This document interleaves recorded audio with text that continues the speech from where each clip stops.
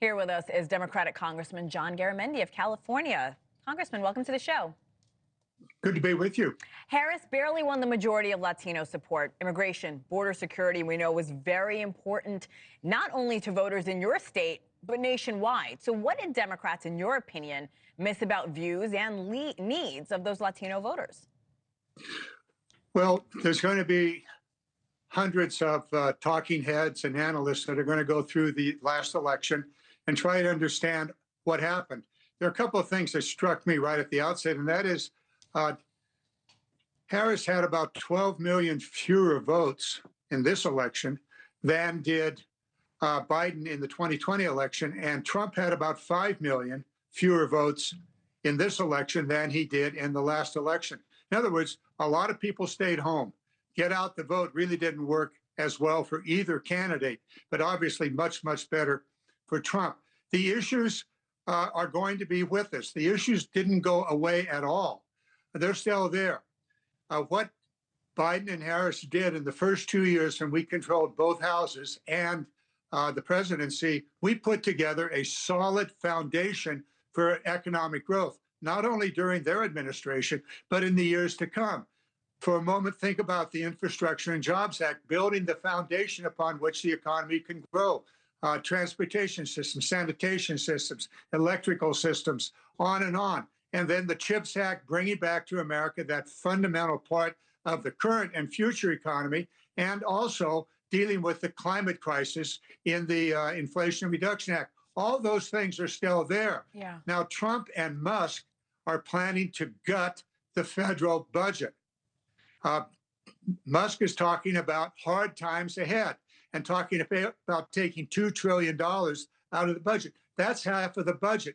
That would be all of the discretionary funding that are necessary for healthcare, economic growth, and many of the 16 million jobs that were created in the Harris-Biden administration will be lost if they carry forward with what Musk and Trump have talked about.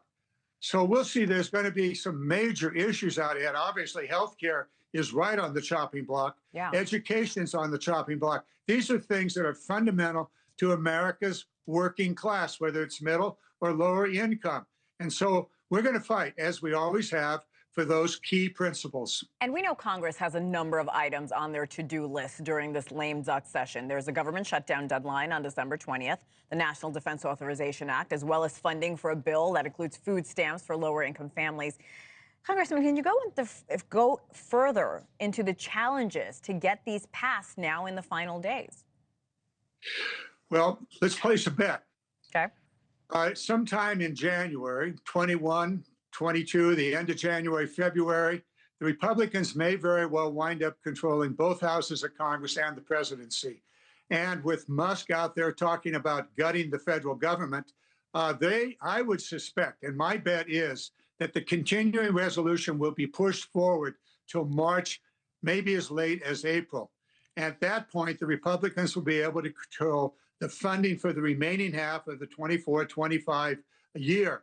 They give them that 6 months and a chance to implement those draconian cuts that have been talked about by the leadership of the Republican Party. In fact, they tried to do that, but the Senate was able to stop that and have the continuing resolution expire in December. My bet is that they will attempt to push that forward so that they can control all of that spending for the remainder of the 25 year. That would be a horrible result for America's healthcare, education, jobs, and the like. So we'll see. We'll see what happens. That's what they want to do. Now they may very well have the power to do that. I want to focus on California, your state. Governor Gavin Newsom has called a special session of the state legislature ahead of the new administration. He wants to, quote, Trump-proof California state laws. Congressman, I'm curious, is this the right move in your opinion, or should the governor be more open to work with the president-elect, especially considering he did win the popular vote? Not in California. That's true.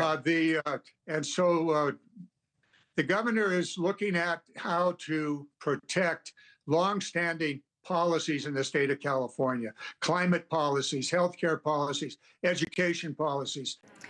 Thanks for watching. Go to joinnn.com to find NewsNation on your television provider. And don't forget to click the red subscribe button below to get more of NewsNation's fact-driven, unbiased coverage.